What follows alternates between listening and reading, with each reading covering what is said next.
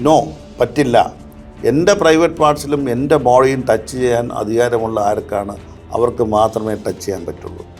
So ഒരു no എന്നൊരു വാക്ക് പറഞ്ഞാൽ ആ കുട്ടിക്ക് ജീവിതത്തിലേക്ക് വരുന്ന വലിയൊരു യെസ് ആയിരിക്കും.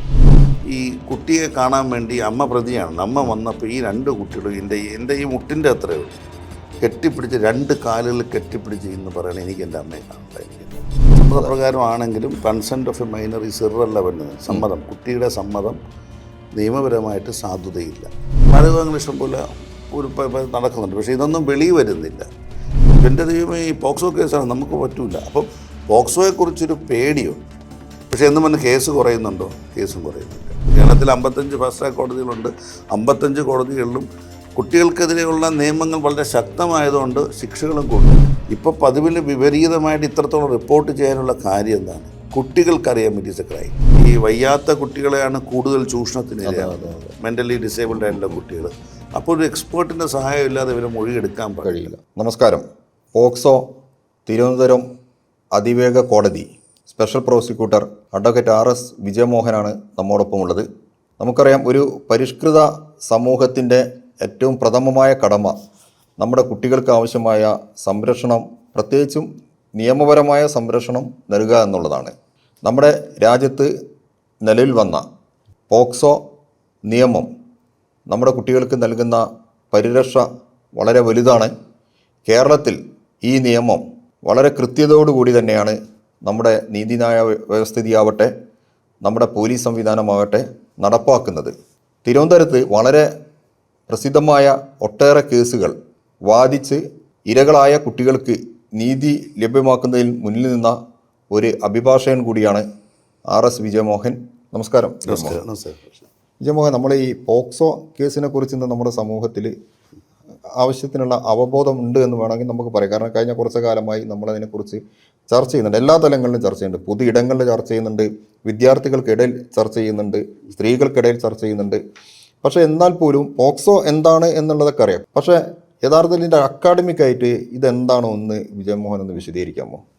അതിൽ വലിയ റഷീദ് പറഞ്ഞ പോലെ അക്കാഡമിക്കായിട്ട് പറയാൻ വലിയ സംഭവങ്ങളില്ല. ഒറ്റ സംഭവം മാത്രമേ ഉള്ളൂ. 18 വയസ്സിന് താഴെയുള്ള കുട്ടികൾ അവരുടെ സമ്മതപ്രകാരമോ അല്ലാതെയോ അവരെ ആരെങ്കിലും പീഡിപ്പിക്കുകയാണെങ്കിൽ ഇത് പോക്സോ നിയമത്തിനുള്ളിൽ വരുന്നതാണ്. ഇപ്പോൾ നമുക്കറിയാം, ഈ ഒരു മൈനറായിട്ടുള്ളൊരു പെൺകുട്ടി, അപ്പോൾ എല്ലാവർക്കും ഒരു സംശയമുണ്ട്, മൈനറായിട്ടുള്ളൊരു പെൺകുട്ടി, ആ പെൺകുട്ടി ആരുമായിട്ട് എന്തെങ്കിലും സെക്ഷൽ ഇൻ്റർകോഴ്സ് നടത്തുകയാണെങ്കിൽ ആരാണോ നടത്തിയ ആൾ കുറ്റക്കാരനാണ്. ബിക്കോസ് ഈ കുട്ടി മൈനറാണ്. സമ്മതപ്രകാരമാണെങ്കിൽ മൈനറാണ്. സമ്മതപ്രകാരമാണെങ്കിലും consent of a minor is irrelevant. സമ്മതം, കുട്ടിയുടെ സമ്മതം നിയമപരമായിട്ട് സാധുതയില്ല മൈനറായതുകൊണ്ട്. അപ്പോൾ അവരെ കൺസെൻറ്റോടുകൂടി തന്നെ സെക്ഷൽ ഇൻ്റർകോഴ്സ് വന്നാലും ചിലപ്പം ഈ കുട്ടികളെ കല്യാണം കഴിക്കാറുണ്ട്. കല്യാണം കഴിച്ചതിന് ശേഷം ഇവരോട് സെക്ഷൽ ഇൻ്റർകോഴ്സ് ചെയ്യാറുണ്ട്, ബന്ധപ്പെടാറുണ്ട്. അതൊന്നും ഒരിക്കലും ഈ നിയമത്തിൽ ഒരു പരിഗണനയില്ല. ഇപ്പോൾ ഭാര്യ ഭർത്താവാണെങ്കിൽ തന്നെ ഭർത്താവിനെ പോലീസ് അറിയുകയാണെങ്കിൽ അപ്പോൾ തന്നെ അറസ്റ്റ് ചെയ്ത് അകത്തു പോകും. അതായത് 18 വയസ്സിന് താഴെയുള്ള കല്യാണം കഴിച്ച തൻ്റെ ഭാര്യ ആണെങ്കിൽ പോലും നിയമവിരുദ്ധമാണ്. നിയമവിരുദ്ധം തന്നെയാണ്, സംശയമില്ല, നിയമവിരുദ്ധം തന്നെയാണ്. ഇപ്പോൾ ചിലപ്പം പയ്യന് 17 വയസ്സും പെൺകുട്ടിക്ക് 16 വയസ്സും ആയിരിക്കും. എന്നാലും കേസെടുത്തിട്ട് പയ്യനെ ജുവനൈൽ കോടതിയിലോട്ടായിരിക്കും. ഇപ്പം നമ്മുടെ ഒരു ധാരണ ഇതൊന്നും നടക്കുന്നില്ല, പക്ഷേ ഇഷ്ടംപോലെ നടക്കുന്നുണ്ട്. ബാലവിവാഹങ്ങൾ ഇഷ്ടംപോലെ നടക്കുന്നുണ്ട്, പക്ഷേ ഇതൊന്നും വെളിയിൽ വരുന്നില്ല. വെളിയിൽ വരുന്ന എപ്പോഴാണ്? ഒന്നുകിൽ നാട്ടുകാരറിഞ്ഞ് ഇങ്ങനൊരു സംഭവം ഉണ്ടെന്ന് അറിയിക്കുക. ചിലപ്പോൾ ഈ കുട്ടി പ്രഗ്നൻ്റ് ആവും. പ്രഗ്നൻ്റ് ആകുമ്പോൾ ഡോക്ടറെ അടുത്ത് വരുമ്പോൾ ഡോക്ടർ എന്ത് ചെയ്യും? വയസ്സ് നോക്കും. അപ്പം ഇതിലിപ്പം നമ്മുടെ പോക്സോ നിയമത്തിൽ ഏറ്റവും ഗുണകരമായിട്ടുള്ള കാര്യം എന്ന് വെച്ചാൽ നോൺ റിപ്പോർട്ടിംഗ് ഒഫൻസാണ്. എന്ന് വെച്ചാൽ ഇപ്പോൾ റഷീദ് ഈ സംഭവം അറിയുന്നു, റഷീദ് പറയും, ഇപ്പോൾ വീട്ടിലെ നാട്ടിലൊരു സംഭവം അറിയുന്നു, റഷീദിൻ്റെ അടുത്ത് വന്ന് പറയണം, അമ്മാമ്മ ഇങ്ങനൊരു വിഷയമുണ്ട്, അപ്പോൾ എന്ത് ചെയ്യണം? അപ്പം സ്വാഭാവികമായിട്ട് നമ്മൾ അച്ഛനമ്മമാരായോ നമ്മുടെ ബന്ധുക്കളായ കുട്ടികളൊക്കെയാണെങ്കിൽ പറയും, തൽക്കാലം ഇത് വെളിവിടേണ്ട, കുട്ടിയുടെ ഭാവി ഒരു പ്രശ്നമാണ്, അത് നാളെ അത് സ്റ്റേഷനിൽ കയറി ഇറങ്ങണം, ഇത്രയും ട്രോമ ഫേസ് ചെയ്യണം, പെൺകുട്ടികളാണെങ്കിൽ വിവാഹത്തെ ബാധിക്കും എന്നൊരു തെറ്റായ ധാരണയുണ്ട് നമുക്ക്. അപ്പോൾ നമ്മളിത് പുറത്തു വിടില്ല. പക്ഷേ ഈ കുട്ടി ഇത് പുറത്ത് പറയും, ആരോടെങ്കിലും പറയും ഞാൻ ഇങ്ങനെ റഷീദ് മാവൻ്റെ അടുത്ത് പറഞ്ഞിരുന്നു. അപ്പോൾ റഷീദ് പ്രതിയാവും, ഞാനും പ്രതിയാവും. നോൺ റിപ്പോർട്ടിങ്ങിൽ പ്രതി. മുമ്പ് എടപ്പാൾ തിയേറ്റർ കേസിലൊക്കെ തിയേറ്റർ ഉടമ പ്രതിയായത് എങ്ങനെയാണ്? പ്രതിയായത് എങ്ങനെയാണ്? ഇത് നമുക്കൊരു സ്ഥിരം കാര്യമാണ്. ഇപ്പോൾ കല്യാണം നടത്തുകയാണെന്ന് വെച്ചു, നമ്മുടെ കോടതിയിൽ വന്ന് നിൽക്കുമ്പം 1-ാം പ്രതി കെട്ടിയ പയ്യനായിരിക്കും, രണ്ടാം പ്രതി പയ്യൻ്റെ അച്ഛനായിരിക്കും, മൂന്നാം പ്രതി പയ്യൻ്റെ അമ്മയായിരിക്കും, നാലാം പ്രതി പെൺകുട്ടിയുടെ അച്ഛനായിരിക്കും, അഞ്ചാം പ്രതി പെൺകുട്ടിയുടെ അമ്മയായിരിക്കും. ഈ പുരോഹിതന്മാരോ? പുരോഹിതന്മാരും പ്രതികളാവും. പ്രതികളാവും. അമ്പലത്തിലെ പൂജാരിമാരാണെങ്കിൽ അവരും പ്രതിയാവും. എന്നുവെച്ചാൽ ഇത് അറിഞ്ഞ് വെച്ചിട്ട് അവർ ചെയ്യുന്ന ശരി. പക്ഷേ നമ്മളൊരു പരിഷ്കൃത സമൂഹത്തിൽ ഇത് അത്യാവശ്യം തന്നെയാണ്.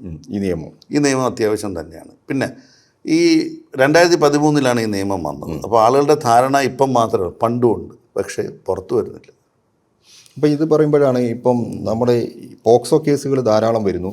അത് കേരളത്തിലാണെങ്കിൽ 50-ലേറെ അതിവേഗ കോടതികളുണ്ട്. കാരണം ഹൈക്കോടതിയുടെയൊക്കെ നിർദ്ദേശപ്രകാരം ഇപ്പം കഴിഞ്ഞ 10 വർഷമായിട്ട് നമ്മുടെ സർക്കാർ തന്നെ ഒരുപാട് അതിവേഗ കോടതികൾ സ്ഥാപിച്ചിട്ടുണ്ട്. കാരണം അപ്പം ഇതിൻ്റെ ഒരു വിഷയം വരുന്നത് ഇപ്പം പല വ്യവഹാരങ്ങളും വർഷങ്ങളോടെ നീണ്ടുപോകുന്നുണ്ട്. പക്ഷേ ഇതിലതില്ല. അതിവേഗത്തിൽ കുട്ടികൾക്ക് നീതി കിട്ടുന്നുണ്ട്. പക്ഷേ അതുകൊണ്ട് തന്നെ ഒരുപാട് കേസുകൾ വരുന്നുണ്ട്. പോലീസ് കൃത്യമായിട്ട് അന്വേഷിക്കുന്നുണ്ട്. നിങ്ങൾ അഭിഭാഷകർ അതിനോടൊപ്പം നിന്ന് കുട്ടിക്ക് നീതി വാങ്ങിക്കൊടുക്കുന്നുണ്ട്. അപ്പം ചില ആളുകൾ ആരോപിക്കുന്ന ഒന്ന് എന്ന് പറയുന്നത് കേരളത്തിൽ ഈ കേസുകൾ കൂടുന്നതാണ്. യഥാർത്ഥത്തിൽ മറ്റ് സംസ്ഥാനങ്ങളിൽ ഇത് റിപ്പോർട്ട് ചെയ്യുന്നില്ല എന്നുള്ളതല്ല വസ്തുത. കേരളത്തിൽ റിപ്പോർട്ട് ചെയ്യുന്നു. അല്ല, അത് ഞാൻ പറഞ്ഞത് ഈ പോക്സോ കേസ് എന്ന് പറയുമ്പോൾ പീഡനം എന്നും പറഞ്ഞ് ആളുടെ ഇടയിലൊരു ധാരണയുണ്ട്. അത് കറക്റ്റാണ്. ഞാൻ നേരത്തെ റഷീദത്ത് പറഞ്ഞതല്ലേ, പീഡനം എന്ന് ഉദ്ദേശിക്കുന്നത് ഒരു പെൺകുട്ടി ഒരു പയ്യനുമായിട്ട് ഒളിച്ചോടിപ്പോയി, ഉടനെ വീട്ടുകാർ എന്ന് പരാതി കൊടുക്കും. അപ്പോൾ തന്നെ ഒരു മാൻ മിസ്സിങ്ങിന് ഒരു കേസെടുക്കും പോലീസ്. മറ്റ് സംസ്ഥാനങ്ങളിൽ കേസെടുക്കാറ് കുട്ടി വരുമോ ഇല്ലയോ നോക്കും. മാൻ മിസ്സിങ്ങിന് കേസെടുക്കും. കുട്ടി തിരിച്ചു വരികയാണ്. കുട്ടിയെ മിക്കവാറും കുട്ടി പറയൂല. ചിലപ്പോൾ കുട്ടിക്ക് ഇതൊന്നും അറിഞ്ഞുകൂടാത്തതുകൊണ്ട് കുട്ടി പറയും, ഇങ്ങനെയാണ് എന്നെ വിളിച്ച് അവിടെ കൊണ്ടുപോയി, അവിടെ നമ്മൾ ശാരീരികമായി ബന്ധപ്പെട്ടു എന്ന് പറയുമ്പോൾ കൊണ്ടുപോയ കാമുകം പ്രതിയാണ്. 50% കേസുകൾ പ്രണയത്തിൽ ഒളിച്ചോട്ടം തന്നെയാണ്. അതിന് സംശയമൊന്നുമില്ല. അപ്പോൾ മറ്റൊരു വെച്ചു പോക്സോ കേസുകളെല്ലാം വെറുതെ വിടുന്നു. ശരി തന്നെയാണ്, സംശയമൊന്നുമില്ല. 10, 15, 20% കേസുകൾ മാത്രമാണ് ശിക്ഷിക്കപ്പെടുന്നത്. കാരണം അതിൽ ഒരുപാട് കാര്യങ്ങളുണ്ട്. കേസ് വരുന്നതോടൊപ്പം തന്നെ ഒന്ന് ഈ പ്രണയം, ആ കേസിലൊക്കെ അവർ വരുമ്പം സമയമാകുമ്പോൾ ഒന്നീവരെ കല്യാണം നടക്കും. ഇപ്പോൾ കേസ് വിചാരണയ്ക്ക് വരുമ്പോഴത്തേക്കും മിക്കവാറും ഈ കല്യാണം നടക്കുമ്പോൾ ഭർത്താവിനെതിരെ എന്തായാലും കുട്ടി പറയില്ല. ചിലപ്പോൾ കുട്ടിയുടെ കല്യാണം വേറെ കഴിഞ്ഞിരിക്കും, പയ്യൻ്റെ കല്യാണം വേറെ കഴിഞ്ഞിരിക്കും. ഇവരൊന്നും പരസ്പരം തീർത്തിട്ടാണ് വരുന്നത്. നമ്മളെ വരെ കാണാൻ വരുന്നില്ല. അവർ പറഞ്ഞു എനിക്കിങ്ങനെ സംഭവം നടന്നില്ല, ഇയാളെ എനിക്ക് അറിഞ്ഞേ വിടുള്ളൂ. ചിലപ്പോൾ സ്വന്തം ഭർത്താവിനെ എനിക്ക് അറിഞ്ഞേ വിടുക ആദ്യമായിട്ടാണ് വിളിച്ച് കാണുന്നവർ ചില കുട്ടികൾ പറയുന്നുണ്ട്. സ്വാഭാവികമായിട്ട് അതാണ്. അപ്പോൾ ഈ പോക്സോ കേസുകൾ എന്ന് പറയുമ്പോൾ നമ്മുടെ ഒരു ധാരണ ഈ പീഡനം consensual sexual relationship with a minor, അതും ഒരു പീഡനത്തിൽ വരുന്നതാണ്. അപ്പോൾ അത്തരം കേസുകളൊന്നും ഒരിക്കലും കണ്ടസ്റ്റ് ചെയ്തേക്കല്ല പോകാറുണ്ട്. പിന്നെ വരുന്ന കേസുകൾ ഞാൻ പറയും, ഏറ്റവും കൂടുതൽ എന്താണ് പോക്സോയിലെ പ്രതികൾ ആരാണ്? പോക്സോ കേസിലെ പ്രതികൾ ഹാർഡ് കോർ ക്രിമിനൽസ് ഒന്നുമല്ല. അതെ, ഒരു കുട്ടിയെ നിയന്ത്രിക്കാൻ അവകാശമുള്ള ഒരാളായിരിക്കും. അതാരും ആവാം. അച്ഛനാവാം, അമ്മയാവാം, അമ്മുമ്മയാവാം, രണ്ടാനച്ഛനാവാം, നമ്മൾ സ്കൂളിൽ കൊണ്ടുപോകുന്ന ഡ്രൈവറാവാം, അധ്യാപകനാവാം, നൃത്ത അധ്യാപകനാകാം, അതോടൊപ്പം തന്നെ ഓട്ടോ ഡ്രൈവറാവാം, പൊതുപ്രവർത്തകരാവാം. അങ്ങനെ ഒരുപാട് പേരുണ്ട്. ഇവരെല്ലാവരും അല്ല, ഇതിൽ ഈ അസുഖം ഉള്ള കാര്യം പറയാം, ഇതൊരു സെക്ഷുവൽ പെർവേർഷനാണ്. കൊച്ചുകുട്ടികളെ കൈവയ്ക്കുക എന്നത് സെക്ഷുവൽ പിഡോഫീലിയ എന്ന് പറയുന്ന പോലെ ഒരു പെർവേർഷനാണ്. ആ പെർവേർഷനുള്ളവരാണ് ഇത് നോക്കണം. അപ്പം നമുക്കിപ്പം ഒരു കേസിന് എനിക്ക് വളരെ ഉദാഹരണമായിട്ടൊരു കേസുണ്ട്. ഒരു കുട്ടി വിത്ത് കൺസെൻറ്റ് പോയി, കൺസെൻറ്റ് കൂടി ഒരു 2-3 പേരായിട്ട് കറങ്ങാൻ പോയി. 1-2 പേര് ഈ കുട്ടികളായിട്ട് ബന്ധമുണ്ടായിരുന്നു, വിത്ത് കൺസെൻ്റ് ആയിരുന്നു. കുട്ടിക്ക് 16 വയസ്സുള്ളൂ, ബന്ധമുണ്ടായിരുന്നു. അപ്പം അവിടെ ചെന്നപ്പോഴത്തേക്ക് ഒരു കൊലക്കേസ് പ്രതി 2 പേരുണ്ടായിരുന്നു വേറെ. അപ്പോൾ അവരിങ്ങനെ കുട്ടി ഉണ്ടെന്ന് അറിഞ്ഞ് വന്ന് നോക്കിയപ്പോൾ പെട്ടെന്ന് അവൻ ചോദിച്ച ചോദ്യം, നിനക്ക് എത്ര വയസ്സായെന്നാണ്. അപ്പോൾ എടുത്ത് 16 വയസ്സ്. അവർ ഓടിക്കളഞ്ഞു. കാരണം ഒരു കൊലക്കേസ് പ്രതിയിൽ വിചാരണ നേടുന്ന പ്രതിക്ക് ഈ കേസിൻ്റെ ഇതിനെപ്പേടി ഇതിൻ്റെ ഗ്രാവിറ്റി അവർക്കറിയാം. അവർ ഓടിക്കളഞ്ഞു. പക്ഷെ അവരെ പ്രതിയാക്കി, അബറ്റ്മെൻ്റ് എന്തെങ്കിലും പ്രതിയാക്കിയപ്പോൾ അവർ കോടതി വന്നപ്പം ചില അപേക്ഷ എൻ്റെ ദൈവമേ ഈ പോക്സോ കേസാണ്, നമുക്ക് പറ്റൂല. അപ്പം പോക്സോയെക്കുറിച്ചൊരു പേടിയുണ്ട്. പക്ഷേ എന്നും പറഞ്ഞ് കേസ് കുറയുന്നുണ്ടോ? കേസും കുറയുന്നില്ല. ഇതൊരു വല്ലാത്തൊരു ഡയമെൻഷനിൽ പോകുന്ന ഇതാണ്. നമുക്കേ ഇത് തോന്നും. കാരണം നല്ല ശിക്ഷകളാണ് വരുന്നത്. കേരളത്തിൽ 55 ഫാസ്റ്റ് ട്രാക്ക് കോടതികളുണ്ട്. 55 കോടതികളിലും കുട്ടികൾക്കെതിരെയുള്ള നിയമങ്ങൾ വളരെ ശക്തമായതുകൊണ്ട് ശിക്ഷകളും കൂടുതലാണ്. ഇപ്പം പല കേസുണ്ട്. ഒന്ന് പ്രൈവറ്റ് പാർട്സിൽ തൊടുക, അത് ചെറിയ ഒഫൻസാണ്. തൊട്ട് മുന്നോട്ട് റേപ്പാണ്, പെനിട്രേറ്റീവ് സെക്ഷൽ അസോൾട്ട് എന്ന് വെച്ചാൽ എന്തെങ്കിലും പെനിട്രേറ്റ് ചെയ്ത് എവിടെയെങ്കിലും കയറ്റിയാൽ അതും റേപ്പിൻ്റെ പരിധിയിൽ വരും. പ്രൈവറ്റ് പാർട്സിൽ ഈ അരയ്ക്ക് താഴെയുള്ള പ്രൈവറ്റ് പാർട്സിൽ ഉമ്മ വയ്ക്കുകയോ അവിടെ അങ്ങ് ഫിംഗറിങ് നടത്തുകയോ ഇതെല്ലാം റേപ്പിൻ്റെ പരിഗണനയിൽ വരുന്ന കേസുകളാണ്. അത് പോക്സോയിൽ മാത്രമല്ലല്ലോ അല്ലേ, എല്ലാത്തിലും റേപ്പാണ്. പോക്സോയിലും റേപ്പ്, എല്ലാത്തിലും റേപ്പ് തന്നെയാണ്. അപ്പം അതെല്ലാം ഈ റേപ്പിൻ്റെ പരിഗണനയിൽ വരുന്നവരാണ്. അപ്പം ഈ പെനിട്രേറ്റീവ് സെക്ഷൽ അസോൾട്ട് വരികയാണെങ്കിൽ ഏറ്റവും കുറഞ്ഞ ശിക്ഷ 20 കൊല്ലം, ഏറ്റവും കുറഞ്ഞത്. അപ്പോൾ നമ്മളിപ്പോൾ ഒരു കേസിൽ ഇടുമ്പോൾ നമുക്കറിയാം, ഇപ്പോൾ ഒരു കേസ് ഇടുമ്പോൾ ഒരു കുട്ടിയെ തട്ടിക്കൊണ്ടുപോയി, കിഡ്നാപ്പിംഗ് അതിനകത്ത് വരും. കുട്ടിയൊരു മറ്റേ ഗാർഡിയനായിട്ടുള്ള ഒരാളിനെ കൊണ്ടുപോയി, അപ്പം ഗാർഡിയനായിട്ടുള്ള ഒരാൾ കൊണ്ടുപോയി വേറെ നിയമം വരും, അല്ല വേറെ സെക്ഷൻ വരും. പിന്നെ ഒരിക്കൽ റേപ്പ് ചെയ്തതെന്ന് പലതവണ റേപ്പ് ഒരു സെക്ഷൻ വരും, പലതവണ റേപ്പ് ചെയ്യുന്ന അടുത്ത സെക്ഷൻ വരും. അപ്പോൾ നമുക്ക് പറയാമല്ലോ, അപ്പോൾ ഒരാളെ കുറ്റക്കാരനായി കണ്ടെത്തുകയാണെങ്കിൽ ഇതെല്ലാ സെക്ഷൻ പ്രകാരവും അയാൾ കുറ്റക്കാരനാണ്. അപ്പോൾ ഞാൻ നേരത്തെ റഷീദ് ഒരു സംശയം പറഞ്ഞതുപോലെ 180 കൊല്ലം, കാരണം നമ്മൾ ഒരുപാട് വാർത്തകൾ അത് ആൾക്ക് ഒരു തെറ്റിതാണ്. പക്ഷേ അതേ ശിക്ഷിക്കാനേ പറ്റൂ. പക്ഷേ അതിനകത്ത് അവസാനം ഇറ്റ് മസ്റ്റ് റൺ കൺകറൻ്റ്ലി എന്ന് പറഞ്ഞാൽ ഏറ്റവും കൂടിയ ശിക്ഷ 20 കൊല്ലോ 30 കൊല്ലോ ആയിരിക്കും, അത് മാത്രം അനുഭവിച്ചാൽ മതി. പക്ഷേ നമ്മുടെ നിയമം അങ്ങനെയാണ്. അതാണ് ഇരട്ട ജീവപര്യന്തം എന്ന് പറയുന്നതിൽ. ഇരട്ട ജീവൻ തന്നെ. ഇപ്പം മറ്റേ ഒരിക്കൽ റേപ്പ് ചെയ്തതിന് ഒരു ജീവൻ വേദം കാണും, 2, 3 തവണ റേപ്പ് ചെയ്യുന്ന ഒരു ജീവബന്ധം കാണും, രക്ഷിതാവ് റേപ്പ് ചെയ്തതിന് അടുത്ത ജീവബന്ധം കാണും. അങ്ങനെയാണ് 3 ട്രിപ്പിൾ ലൈഫൊക്കെ വരുന്നത്. അങ്ങനെയാണ്. കാരണം നിയമപ്രകാരം അത് കണ്ടെത്തുകയാണെങ്കിൽ ആ ശിക്ഷ കൊടുത്താലേ പറ്റൂ നിയമപ്രകാരം. പക്ഷേ അതിനകത്ത് ഏതെങ്കിലും ഒന്ന് അനുഭവിക്കുമ്പോൾ ഏതെങ്കിലും ഒന്ന് ഏറ്റവും കൂടുതൽ ഏതെങ്കിലും ഒരു ശിക്ഷ അനുഭവിച്ചാൽ മതി. അപ്പോൾ അതാണ് അതിനെ സംബന്ധിച്ച് ആളൊക്കെ ഒരു തെറ്റിദ്ധാരണ വരുന്നത്. പിന്നെ ഇതിനകത്തുള്ള ഒരു പ്രധാന വിഷയമെന്ന് വെച്ചാൽ നമ്മൾ കൊച്ചിലെ ഇത് കുട്ടികളെ ഇതിപ്പം നമുക്കറിയാലോ, നമ്മൾ ബോധവാന്മാരായിരുന്നാൽ മാത്രമേ പറ്റൂ. We have to be take care of our self.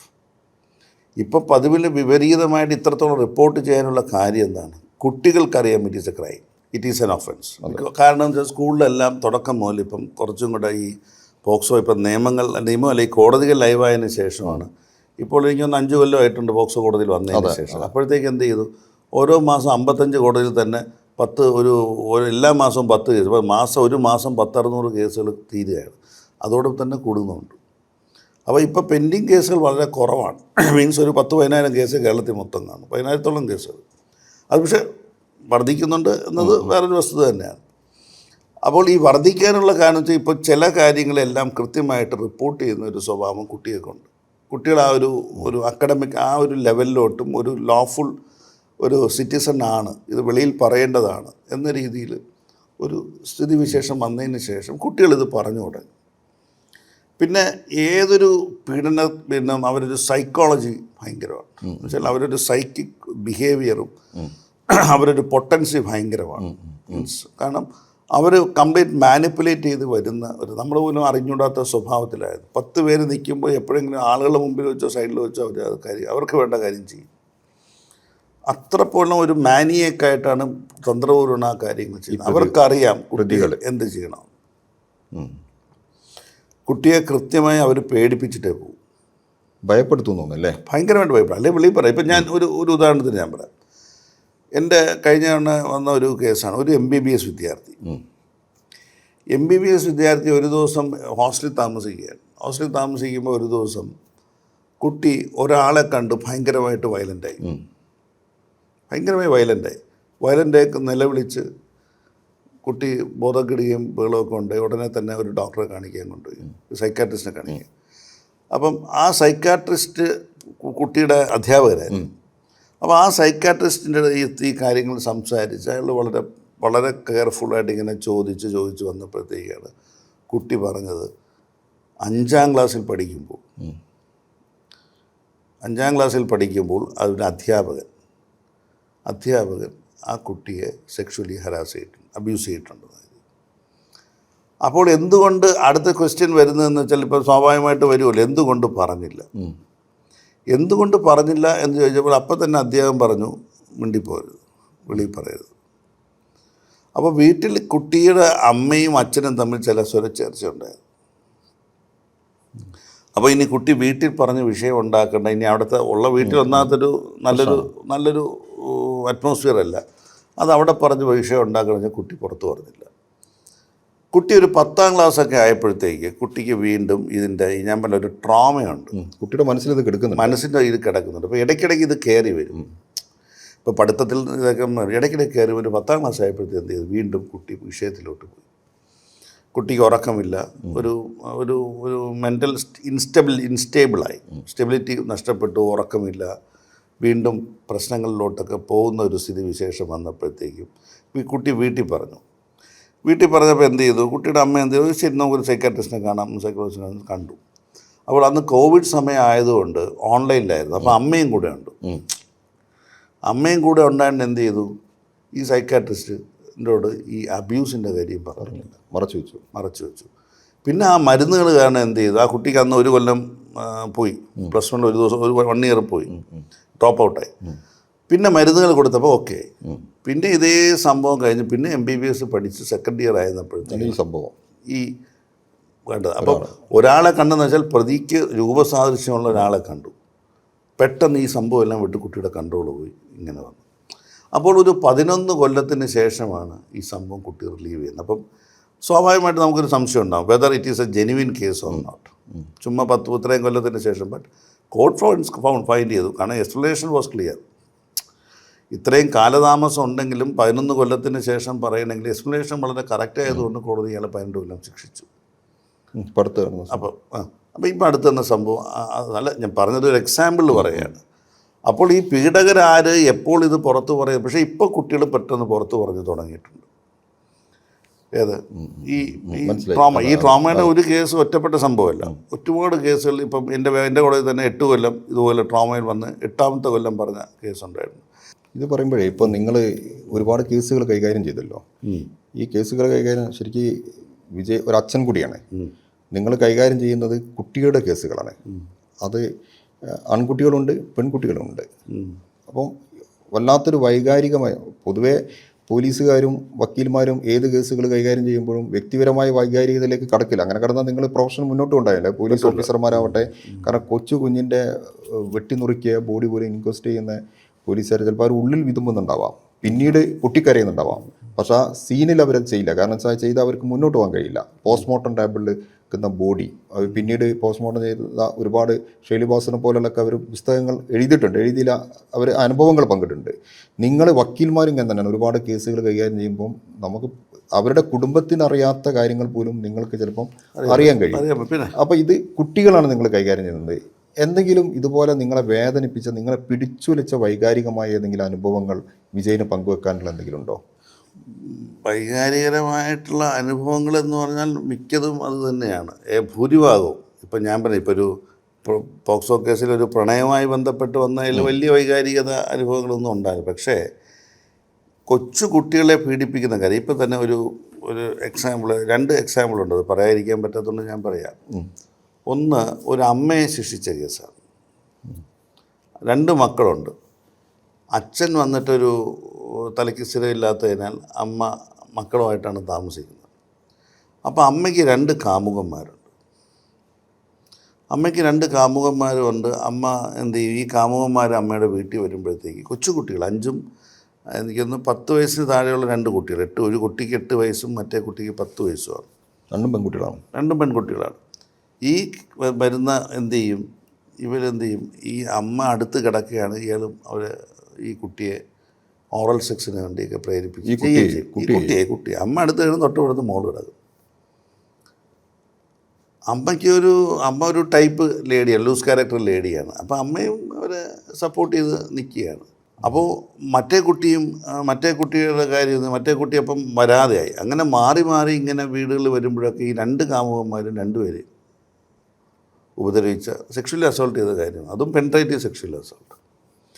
അപ്പോൾ അങ്ങനെ വന്നപ്പോൾ എന്ത് ചെയ്തു, ഈ കുട്ടിയുടെ ഒരു ദിവസം ഓടി അമ്മുമ്മയുടെ അടുത്ത് പോയി. അപ്പോൾ അമ്മുമ്മ മാത്രമേ ഉള്ളൂ, അച്ഛൻ കുറച്ച് മെൻ്റലി ഇൻസ്റ്റേബിളാണ്. അമ്മുമ്മയുടെ അടുത്ത് പറഞ്ഞ അവസാനം അമ്മുമ്മയാണ് ഇത് തൊട്ടടുത്ത് കുടുംബശ്രീക്കാരടുത്തൊക്കെ പറഞ്ഞു. കുടുംബശ്രീക്കാരടുത്ത് പറഞ്ഞപ്പോൾ ആണ് ഈ സംഭവം പുറത്ത് പറയുന്നത്. അതിൽ വന്ന സ്ഥിതി വെച്ചാൽ അതിൻ്റെ മൂത്ത കുട്ടി അവസാനം എന്ത് ചെയ്തു, മെൻ്റലി ട്രോമയിലോട്ട് പോയി, സംസാരിക്കാത്ത അവസ്ഥയിലോട്ട് പോയി. അപ്പോൾ എനിക്കറിയാം, ആ കുട്ടി വന്നപ്പം ആ സ്ഥിതി അറിയാം. വാ തുറക്കാതെ വായിക്കാത്തൊക്കെ തുപ്പലിരിക്കുകയാണ്. അപ്പോൾ ഈ അനിയത്തിയെ കണ്ട് മോളെ എന്നൊക്കെ സംസാരിച്ചപ്പോൾ ഈ അനിയത്തി ഇങ്ങനെ ചേച്ചിയെ കെട്ടിപ്പിടിച്ചിരിക്കുക, വേറെ ആരും ഇല്ല, ഹോമിലാണ് അത് കുട്ടി നിൽക്കുന്നത്. അനിയത്തി ചേച്ചിയെ കാണുമ്പോഴേ കുട്ടി എൻ്റെ ചേച്ചി പാവമാണ്, എൻ്റെ ചേച്ചി പാവമാണ്. അപ്പം എൻ്റെ അടുത്ത് വന്നപ്പോൾ നമ്മളവിടെ നിന്ന് സംസാരിച്ചു, കുട്ടികളുമായിട്ടൊക്കെ ഭയങ്കര ഫ്രീ ആയിട്ട് മിങ്കിൾ ചെയ്തു. അവിടെ ഒരുപാട് നേരം സംസാരിച്ചപ്പോൾ അവർക്കൊരു പ്രൊട്ടക്ടറാണ് എന്നൊരു മനോഭാവം ഉണ്ടായി. അപ്പോൾ ഈ ചേച്ചി ഈ കേസിൽ പ്രധാനപ്പെട്ട ഒരു സാക്ഷിയാണ്, വിറ്റ്നസ്സാണ്, പ്രൊട്ടക്ടറാണ് എന്നൊരു മനോഭാവം തോന്നൽ അവർക്ക്, ഒരു ധൈര്യം, ഒരു ധൈര്യം വന്നു. ധൈര്യം വന്നപ്പോഴാണ് ഈ മോളെ ഞാൻ കൊണ്ടുപോയി, കൊച്ചുകുട്ടി ഏകദേശം 10 വയസ്സ് മുന്നേ ഒന്ന് വായൊക്കെ ഞാനാണ് കഴിപ്പിച്ച് ചേച്ചിയുടെ കഴിപ്പിച്ച് അവസാനം ഈ കുട്ടിയെ കാണാൻ വേണ്ടി അമ്മ പ്രതിയാണ്. അമ്മ വന്നപ്പോൾ ഈ 2 കുട്ടികളും എൻ്റെ ഈ മുട്ടിൻ്റെ അത്രയേ ഉള്ളൂ കെട്ടിപ്പിടിച്ച് 2 കാലുകൾ കെട്ടിപ്പിടിച്ച് എന്ന് പറയണേ എനിക്ക് എൻ്റെ അമ്മയെ കാണണ്ട, എനിക്ക് എൻ്റെ അമ്മയെ. അപ്പോൾ അത് സ്വന്തം അമ്മയാണ്. അതൊരു വല്ലാത്തൊരു സിറ്റുവേഷൻ്റാണ്. ഇപ്പം നമ്മളിപ്പോൾ നമ്മളൊരു വക്കീലന്മാരാണ്, നമ്മൾ പ്രോസിക്യൂട്ടർമാരാണ്, നമ്മൾ സ്ഥിരം കാണുന്നതാണ്. പക്ഷെ അതൊരു വളരെ ടച്ചിങ് ആയിട്ടുള്ള ഒരു സംഭവങ്ങളിൽ ഒന്നായിരുന്നു. എന്നിട്ട് അവസാനം ആ കേസ് വന്നപ്പോൾ എനിക്ക് മനസ്സിലായപ്പോൾ ആ കേസിൽ നോൺ റിപ്പോർട്ടിങ് മാത്രമേ ഉള്ളൂ. പക്ഷേ കേസിൻ്റെ അപ്പം ഈ ചേച്ചി ഞാൻ കൊടുത്ത ധൈര്യത്തിൻ്റെ പുറത്ത് കുറിച്ച് പറഞ്ഞു, കോടതി കയറി പറഞ്ഞു. അപ്പോഴാണ് എനിക്കറിയാം എൻട്രി ഹോമിൻ്റെ കളി എത്രയോ വർഷത്തിന് ശേഷമാണ് അന്ന് വാ തുറക്കുന്നത്. അതുവരെ സംസാരിക്കില്ലായിരുന്നു വെച്ച് അന്ന് അപ്പോൾ അത് കുട്ടിയും കാര്യമായിട്ട് കയറി പറഞ്ഞു. അപ്പോൾ കേസ് വന്നപ്പോഴത്തേക്കും മനസ്സിലാക്കി അമ്മയ്ക്ക് നോൺ റിപ്പോർട്ടിങ് മാത്രമല്ല, ഈ സംഭവം പുറത്തു പറഞ്ഞില്ല എന്ന് മാത്രം. ഞാൻ പറഞ്ഞ ഉടനെ തന്നെ ഞാൻ അത് ഓൾട്ടർ ചെയ്യണമെന്ന് പറഞ്ഞു അബറ്റ്മെൻ്റ് ഇട്ടു. എന്നുവെച്ചാൽ പ്രേരിപ്പിക്കാനും സഹായിക്കാനും. അങ്ങനെ അമ്മയെ 40 കൊല്ലം ശിക്ഷിച്ചു. അമ്മയും കൂടെ ഉണ്ടായിരുന്നല്ലോ. അമ്മയും കൂടെ ഉണ്ടായിരുന്നു, അമ്മയുടെ പ്രസൻസ് ഉണ്ടായിരുന്നു. അങ്ങനെ അമ്മയെ 40 കൊല്ലം ശിക്ഷിച്ചു. അപ്പോൾ അങ്ങനത്തെ ഒരു അതിനേക്കാൾ വികാരം ഇപ്പോൾ വേറെ ഒരു ഇൻസ്റ്റൻസും കൂടെ ഞാൻ പറയാം. ഒരു കുട്ടിയുടെ അതും 2 പെൺകുട്ടികളാണ്. പെൺകുട്ടികൾ ഒന്ന് വന്നിട്ട് അച്ഛൻ ദുബായിലാണ്, അച്ഛനും അമ്മയും അച്ഛൻ കളഞ്ഞിട്ട് പോയി, അമ്മ ദുബായിലാണ്. ഒരു അമ്മുമ്മയുടെ കയ്യിൽ മാത്രമാണ്, അമ്മയുടെ കയ്യിലാണ് ഈ കുട്ടി ഇരിക്കുന്നത്. അപ്പോൾ അതിൽ അമ്മയ്ക്ക് ഒരു വേറൊരാളുമായിട്ട് ബന്ധമുണ്ടായിരുന്നു, ലിവിങ് ടുഗദറായിരുന്നു. അത് പ്രായമുള്ള ഒരാൾ, മീൻസ് പ്രായമുള്ള ഒരാൾ. അയാൾക്ക് തന്നെ ഏകദേശം 70 വയസ്സ്, 60-65 വയസ്സുണ്ട്. അമ്മമ്മയ്ക്ക് ഏകദേശം 60 വയസ്സുണ്ട്. അപ്പോൾ ആ ലിവിങ് ടുഗദറായിട്ട് ആൾ ഈ 2 കുട്ടികളും ഒരൊറ്റ മുറിയിലാണ് താമസിക്കുന്നത്. സാമ്പത്തികമായി ബുദ്ധിമുട്ടുള്ള സ്ത്രീകളാണ്, ഒറ്റ മുറിയിൽ താമസിക്കുകയാണ്. ഇവർ വെളിയിൽ പോകുമ്പോഴൊക്കെ ഇയാൾ ഈ വയസ്സായ അപ്പം വന്നിട്ട് ഈ കുട്ടിയെ 2 കുട്ടികളെ കൈകാര്യം ചെയ്യുമ്പം ഇളയ കൊച്ച് പറയാ എന്നെ ചെയ്തോ എൻ്റെ ചേച്ചിയെ വിട്, മൂത്ത കുട്ടി പറയാ എന്നെ ചെയ്തോ എൻ്റെ അനിയത്തെ വിട്, അവൾ പാവമല്ലേ. എത്രത്തോളം നമ്മളിപ്പോൾ ചില സിനിമകളിൽ കാണുന്നതിനേക്കാൾ ഭീകരമായിട്ടുള്ളൊരു അവസ്ഥയാണ് അതുള്ളത്. തൊട്ടടുത്തുള്ള എന്തോ അവിടുത്തെ ഒരു ആൾ തൊട്ടടുത്തുള്ള ഒരു പ്രായമുള്ളൊരു മനുഷ്യൻ ഇത് കണ്ടിട്ടാണ് അവിടുത്തെ ഓണർ ഇത് പറയുന്നത്. പിന്നെ അവിടുത്തെ ഈ ആളുടെ അടുത്ത് പറഞ്ഞു ആണ് പോലീസ് അറിയുന്നത്. ഉടനെ ഈ അമ്മുമ്മ എന്ത് ചെയ്തു, ഈ ആരാണോ പറഞ്ഞത് അയാളാണ് ചെയ്തെന്നാക്കി. ശരി. പക്ഷെ പോലീസ് അന്വേഷണത്തിൽ മനസ്സിലാകുന്നു അല്ല. കുട്ടികൾ പറഞ്ഞു അയ്യോ ആ മാമ ഉണ്ടായിട്ടാണ് നമ്മളിപ്പോഴും ജീവിച്ചിരിക്കണമെന്ന്. അതിനും അയാൾക്കും ഇരട്ട ജീവപര്യന്തം 2 കേസുകൾ കൊടുത്തു.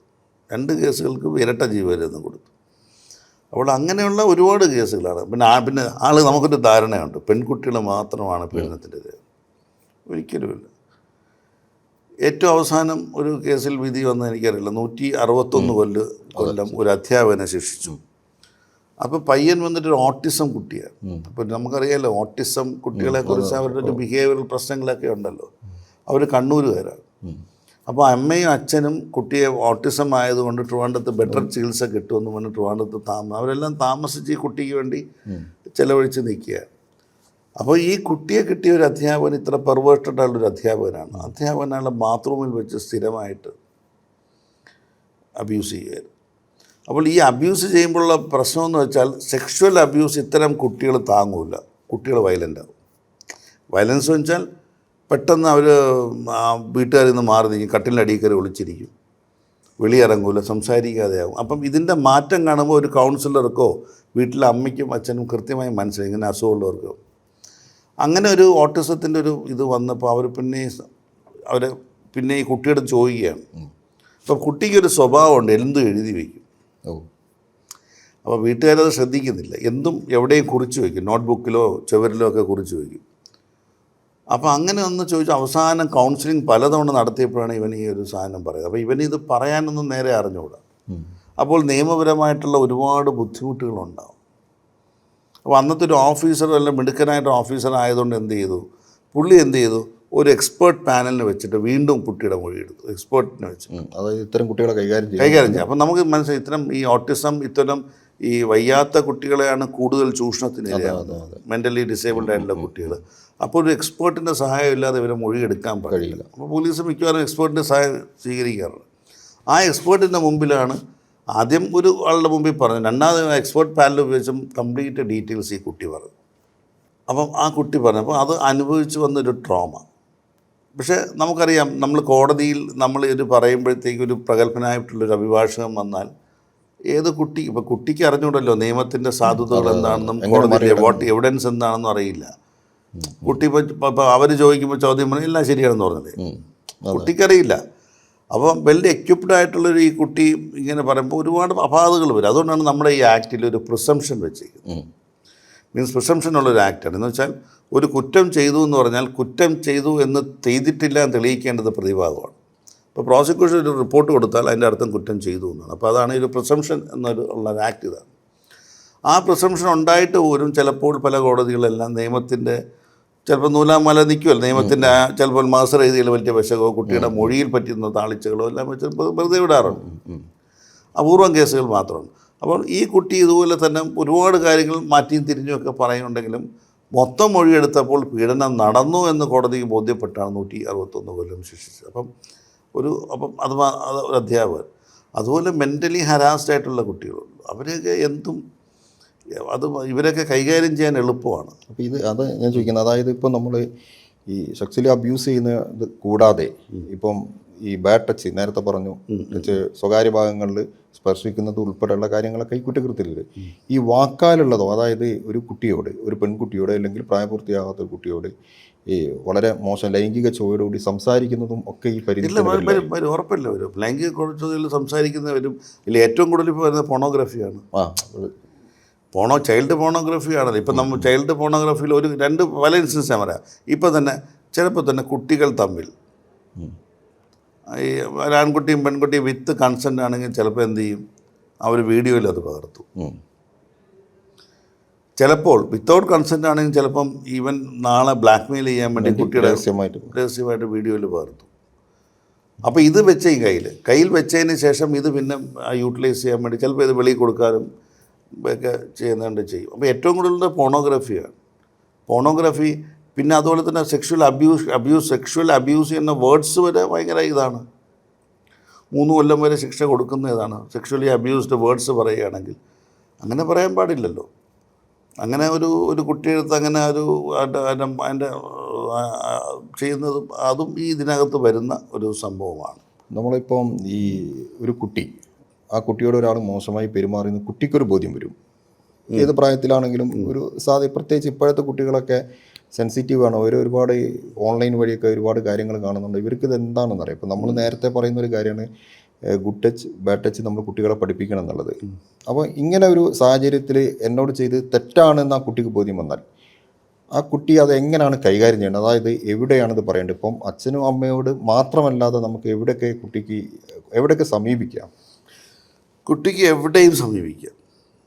ഏറ്റവും നല്ലത് പോലീസ് സ്റ്റേഷൻ, നേരിട്ട് പോലീസ് സ്റ്റേഷൻ. കാരണം കേസെടുക്കേണ്ടത് പോലീസ് തന്നെയാണ്. പക്ഷേ ഇപ്പോൾ ചിലപ്പോൾ പോലീസ്, ഞാൻ പറയാം, ഞാനിപ്പോൾ 4-5 കൊല്ലമായി, എനിക്ക് ഏറ്റവും പ്രൊട്ടക്ടറായിട്ട് തോന്നിയിട്ടുള്ളത് പോലീസിനെയാണ്. ഈ കാര്യത്തിൽ വളരെ ഇത്രയും പെർഫെക്റ്റായിട്ട് കേരള പോലീസ് ചെയ്യുന്നത് ഞാൻ ഇറസ്പെക്റ്റീവ് ഓഫ് അങ്ങനെ ഒന്നും ഞാൻ പറയില്ല. പക്ഷേ എനിക്കറിയാം, ഞാൻ 4-5 കൊല്ലമായി. പഴയ കേസുകളുണ്ട്, ഇപ്പോഴത്തെ കേസില്ല, പഴയ കേസുകളുണ്ട്. ഒരു കുട്ടി പോലും പോലീസിനെതിരെ ഒരു കുറ്റം പറഞ്ഞിട്ടില്ല. അതല്ല, പോലീസ് ഒരു കോംപ്രമൈസിന് നിൽക്കില്ല. കുട്ടികളുടെ കാര്യം അതല്ല കോംപ്രമൈസ് രണ്ടാമത്തെ വിഷയം. ബട്ട് ആ കുട്ടികളെ അപ്പം ഞാൻ പറയട്ടെ, എൻ്റെ വീട്ടിലെ ഒരു കൊച്ചിനുണ്ടായി, ഒരു വീട്ടിലെ ഒരു കുട്ടിക്ക് എന്തെങ്കിലും സംഭവിച്ചാൽ ആ കുടുംബം തകരുകയാണ്. There are in a dilemma ട്രോമയിലോട്ട്. ഒരിക്കലും ആ കുടുംബത്തിൽ വരാത്ത ഒരു ട്രോമ. ഒരു കുട്ടി എന്ന് പറയുമ്പോൾ ഒരു പെൺകുട്ടിയോ ആൺകുട്ടിയായാലും ശരി, ആ വീട്ടിലെ ചെല്ല കുട്ടിയായിരിക്കും. ആ വീട്ടിലെ അച്ഛൻ, അമ്മ, അപ്പൂപ്പൻ, മാമൻ, അങ്ങനെ എല്ലാവരും ഉള്ളൊരു ഫാമിലി ആയിരിക്കും. ആ ഫാമിലി ഇങ്ങനെ ഒരു സംഭവം വന്ന് ആ കുട്ടി സൈലൻ്റ് ആയാൽ ആ വീട് സൈലൻ്റ് ആകും. അപ്പോൾ അവർ അനുഭവിക്കുന്നൊരു ട്രോമയാണ്. ഇപ്പോൾ ഓടി രക്ഷകരായിട്ട് അവരെത്തുന്ന പോലീസിൻ്റെ അടുത്താണ്. പക്ഷേ police has done A very good job in POCSO cases. Police എനിക്കറിയാം, ഇത്രയും കൊല്ലത്തെ എക്സ്പീരിയൻസിൽ വളരെ അപൂർവമായിട്ട് 1-2 സംഭവമില്ല പോലീസിനെതിരെ ഒരൊറ്റ പരാതിയും ഇതുവരെ കിട്ടിയിട്ടില്ല. അവരൊരു പ്രൊട്ടക്ടറായിട്ട് വരേണ്ടത് പോലീസ് തന്നെയാണ്. പോലീസാണ് പിന്നെ അവരെ കാം ചെയ്യുന്നത്, ഇവർക്ക് കൗൺസിലിംഗ് കൊടുക്കുന്നത്, അവരെ വീട്ടുകാർക്ക് കൗൺസിലിംഗ് കൊടുക്കുന്നത്. പിന്നെ പോലീസിൻ്റേതായിട്ട് ചില നടപടിക്രമങ്ങളുണ്ട്. മൊഴിയെടുക്കണം, അത് അവർക്ക് എടുക്കാതിരിക്കാൻ പറ്റില്ല. അത് എടുത്താൽ മാത്രമേ നാളെ ഇതിലോട്ടോ. ഇപ്പോൾ തന്നെ ഞാൻ ഒരു ഉദാഹരണത്തിന് പറയുന്നത്, ഇവിടെ തിരുവനന്തപുരം സിറ്റിയിൽ തന്നെ ഒരു കട നടത്തുന്ന ഒരാൾ, പലവ്യഞ്ജന കട നടത്തുന്ന ഒരാൾ, കുറച്ച് പ്രായമുള്ള ഒരാളാണ്. മീൻസ് 70 വയസ്സായി. ഈ കടക്കാരൻ 70 വയസ്സായി. അയാൾ വന്നിട്ട് പുള്ളിക്കാരൻ ഇമ്പോർട്ടൻ്റാണ്. ഏത് മീൻസ് പൊട്ടൻ്റ് അല്ല എന്ന് വെച്ചാൽ വൈദ്യപരിശോധന വന്നതാണ്. ഇമ്പോർട്ടൻ്റ് ആണ്, വൈദ്യപരിശോധനയിൽ വന്നതാണ്. അപ്പോൾ അയാൾ ഈ പലവ്യഞ്ജന കടയിൽ വരുന്ന പല കുട്ടികളെയും, ഒരു 5 പല കുട്ടികളെയും അയാളെ പ്രൈവറ്റ് പാർട്സിൽ കയറി ചെയ്ത് അസോൾട്ട് ചെയ്യുക, അബ്യൂസ് ചെയ്യുക. അപ്പോൾ അങ്ങനെ ഇപ്പം വീട്ടുകാരെന്ത് ചെയ്തു? വീട്ടുകാരിപ്പോൾ സാധനം വാങ്ങിക്കുമ്പോൾ പല കുട്ടികളും ബുദ്ധിമുട്ട് പറഞ്ഞു, അയ്യോ എന്നെ കൊണ്ട് വയ്യ വീട്ടിൽ. ഇപ്പോൾ വീട്ടുകാർക്ക് അറിയാമല്ലോ. ഇപ്പം നമ്മൾ മനസ്സിലാക്കേണ്ട, ഒരു കുട്ടി എന്തുകൊണ്ട് ബുദ്ധിമുട്ട് പറഞ്ഞത് നമ്മൾ ആലോചിക്കേണ്ടത് നമ്മൾ ആലോചിക്കില്ല. നീ പോയി വാങ്ങിച്ചിട്ടോടാ കൂടുതൽ സംസാരിക്കും. കുട്ടിക്ക് മടിയാണെന്നാണ് കരുതാം. കുട്ടിക്ക് മടിയാണെന്ന് കരുതി പറയും. ഇപ്പം നമ്മൾ ട്യൂഷൻ ടീച്ചർ 2-3 എനിക്ക് അവിടെ ട്യൂഷൻ വേണ്ട എന്ന് പറയുമ്പോൾ നീ കൂടുതൽ സംസാരിക്കണം, നീ ട്യൂഷന് പോയാൽ മതി അവിടെ. അങ്ങനെയല്ല പറയേണ്ടത്. കറക്റ്റ്, അത് അങ്ങനെയല്ല പറയേണ്ടത്. നമ്മളൊന്ന് ചിന്തിക്കണം, എന്തുകൊണ്ടവൻ പറയുന്നില്ല. എപ്പോഴും മടിയാവണമെന്നില്ലല്ലോ. കുട്ടി പിന്നെയും നിർബന്ധിച്ച് അച്ഛനും വിടുന്ന കാരണം എന്ത് ചെയ്യും? അവർക്ക് പോകാൻ മടി പറഞ്ഞിട്ട് പെട്ടെന്ന് ഒരു വാങ്ങിച്ചോണ്ടോ എന്നൊക്കെ പറഞ്ഞ് വിടുന്നതാണ്. അപ്പുറത്തെ കുട്ടികളത് പറഞ്ഞപ്പോഴാണ് മറ്റു കുട്ടികൾ പറഞ്ഞു എൻ്റെയും അയാൾ പിടിക്കുമെന്ന്, ഇവർ കളിക്കാൻ പോകുമ്പോൾ. അപ്പോൾ ഇവർക്കിത് ഭയങ്കര അസ്വസ്ഥതയാണ്. ഒരു 8-10 വയസ്സുള്ള കുട്ടികൾ ഭയങ്കരമായിട്ട് അസ്വസ്ഥതയാണ്.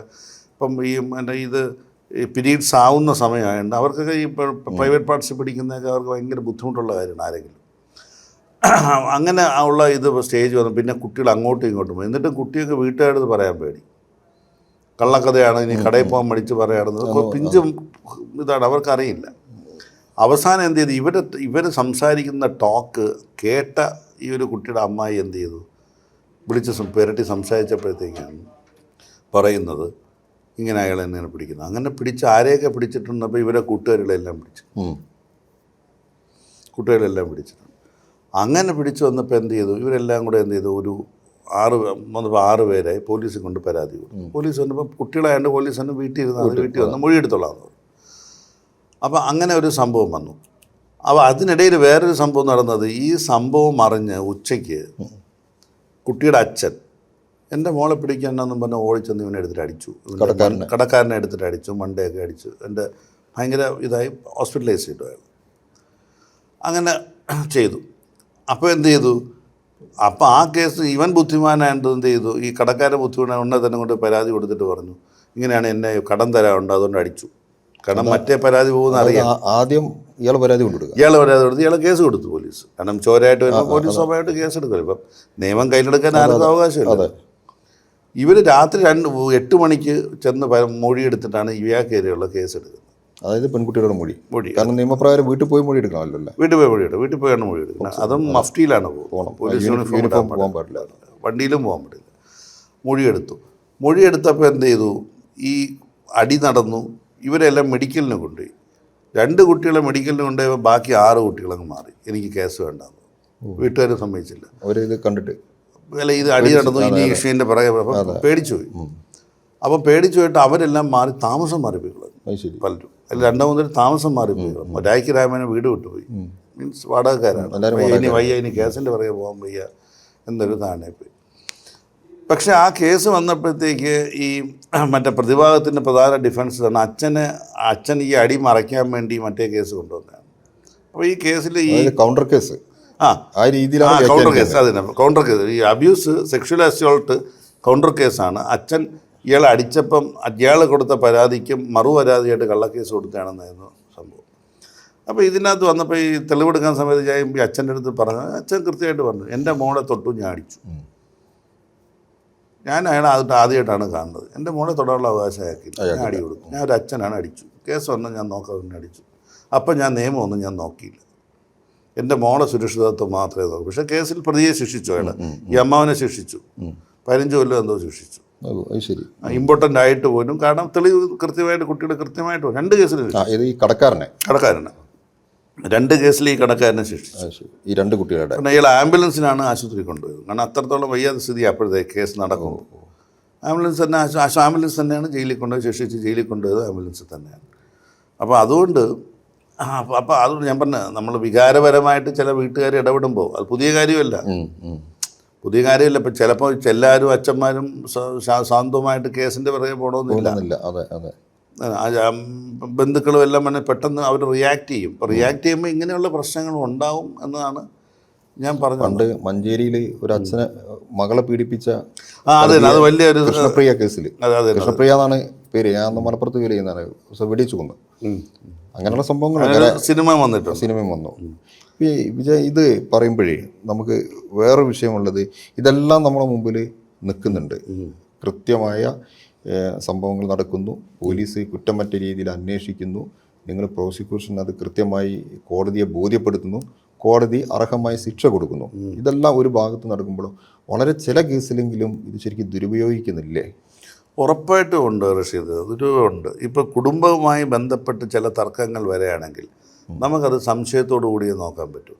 എന്നും പറഞ്ഞ് കുടുംബ തർക്കം തെറ്റാണെന്ന് നമുക്ക് പറയാൻ പറ്റില്ല. ദുരുപയോഗം നടക്കുന്നുണ്ട്, ഇല്ലെന്നൊന്നും പറയുന്നത്. നിങ്ങൾ ആ ആസ്പെക്റ്റും കൂടെ പരിശോധിക്കുമ്പോൾ നമുക്ക് വേറെ ഒന്നും ചെയ്യാൻ പറ്റില്ല. കുട്ടി വന്ന് പറയുകയാണെങ്കിൽ കുട്ടിയുടെ മൊഴിയിൽ മാത്രം നിൽക്കുന്ന ഒരു കേസാണ്. പക്ഷേ കോടതിയും പരിശോധിക്കുന്നുണ്ട്. ഇപ്പം ഫാമിലി കോടതി കേസ് കൊടുത്തതിന് ശേഷം അതിന് ജയിക്കാൻ വേണ്ടി ചിലപ്പോൾ കസ്റ്റഡി കൊടുക്കില്ല കുട്ടിയെ. അപ്പം ഒരു അച്ഛനേലും ഒരു പരാതി കൊടുക്കും, ഇങ്ങനെയാണ് അച്ഛൻ അന്ന് പണ്ട് സമയത്ത് തന്നെ.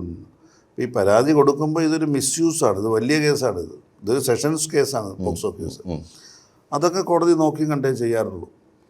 അത് ദുരുപയോഗപ്പെടുത്തുന്നുണ്ട്, ഇല്ലെന്നൊന്നും പറയുന്നില്ല. ദുരുപയോഗം ഇപ്പം ഏത് ആക്ട് വരുമ്പോൾ അതിൻ്റെ ഗുണഫലങ്ങളെക്കാട്ടിൽ ദുരുപയോഗം ചെയ്യുന്ന ഒരു എപ്പോഴും കാണുമല്ലോ. ഉണ്ടാവും. ഇപ്പം തന്നെ ഒരു ചെറിയ ഉദാഹരണം, ഇഷ്ടം വെള്ളം അടിച്ച് ഡെയിലി വീട്ടിൽ ബഹളമാണ്. പലതവണ പരാതി കൊടുത്തിട്ടും പോലീസ് പിടിക്കും, അടി കൊടുക്കും, തിരിച്ച് വീണ്ടും ബഹളം തന്നെ. ഒരു ദിവസം ഈ പരാതി കൊടുക്കുക ആരോ ഉപദേശിച്ചു കൊടുത്തു, പോക്സോ കുട്ടിയെ ഉപദ്രവിച്ചു എന്നല്ല. പിന്നെ അവൻ കുറച്ച് ദിവസം അകത്ത് കിടന്നപ്പോൾ നന്നായി. കുട്ടി എൻ്റെ അടുത്ത്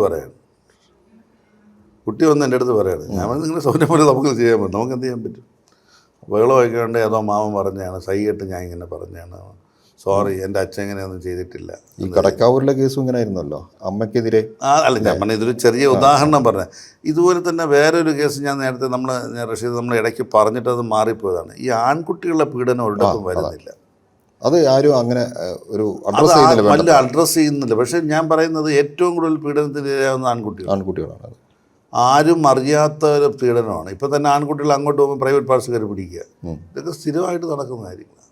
പക്ഷേ എന്ത് ചെയ്യും, ഇവർ കുറച്ച് ആത്മാഭിമാനമുള്ള എന്നൊരു അഭിമാനം ഉണ്ടല്ലോ, ഈ ആൺകുട്ടിയുടെ അഭിമാനം ഇത് പുറത്തു പറയാൻ വേണ്ടി അവർക്ക് പറ്റൂല. പൊതുസമൂഹം ഇത് കാണുമ്പം വലിയ രീതിയിൽ പ്രതികരിക്കുന്നില്ല. പെൺകുട്ടികളെ മാത്രമാണ് പീഡിപ്പിക്കുന്നത്, ഒട്ടും ശരിയല്ല. ആൺകുട്ടി അവരെയാണ് നമ്മൾ ശ്രദ്ധിക്കേണ്ടത്.